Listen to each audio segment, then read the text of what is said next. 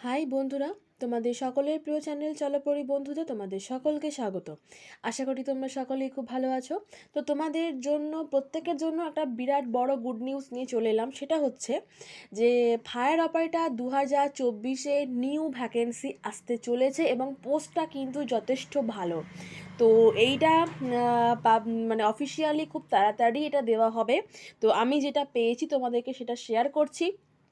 তো তোমরা ভিডিওটা পুরোটা দেখো, তাহলে কিন্তু বুঝতে পারবে। তো দেখো এখানে কি বলছে, ফর্ম 2 দেখতে পাচ্ছ। সাবজেক্ট কি বলছে, direct recruitment to the post of fire operator under the directorate of fire and emergency services. Okay, the undersigned is directed to refer his memo number দেওয়া রয়েছে, ডেট দেওয়া রয়েছে on the above noted subject and to state that after careful consideration the government has decided to fill up 1000 vacant post, অর্থাৎ 1000টা vacancy কিন্তু তোমাদের আসতে চলেছে fire অপারেটরে। At this stage in the rank of fire operator in the West Bengal Fire and Emergency Services under the department by direct recruitment through PSC or the Public Service Commission.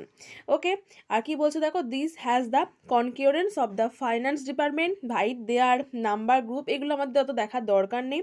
Meeting হয়েছে এটাকে approve করানোর জন্য ক্যাবিনেটে, কবে হয়েছে দেখো, in the meeting held on 27/12/2023-এ মিটিংও হয়ে গেছে অ্যাপ্রুভালের জন্য।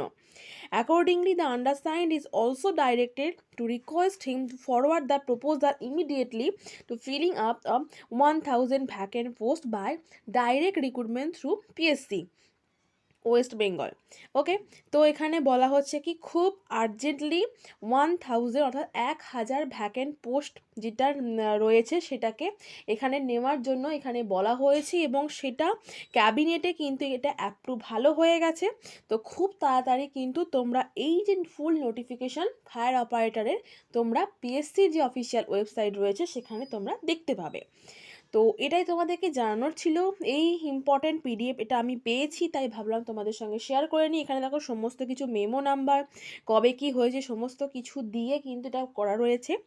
তো তোমরা যারা ফায়ার অপারেটরের জন্য পরীক্ষায় বসতে চাও, এটা মাধ্যমিক পাস কোয়ালিফিকেশান লাগে। ওকে, তো তোমরা যারা অ্যাপ্লাই করতে চাইছো তোমরা কিন্তু এখন থেকে পড়াশোনা শুরু করে দাও। খুব তাড়াতাড়ি কিন্তু তোমাদের এই নোটিফিকেশানটা আসতে চলেছে। তো আশা করব ভিডিওটা ভালো লেগেছে এবং ফায়ার অপারেটর নিয়ে সমস্ত খুঁটিনাটি কী কী পরীক্ষা থাকে, কটা ধাপ তোমাদের পরীক্ষা দিতে হবে, কি সিলেবাস থাকবে, সমস্ত কিছু আমি তোমাদের সঙ্গে শেয়ার করব। তো তোমরা ভিডিওটা দেখতে থাকো, আমার চ্যানেলটাকে সাবস্ক্রাইব করে রাখো। আবার তাহলে তোমাদের সঙ্গে নেক্সট ভিডিওতে দেখা হচ্ছে। Thank you.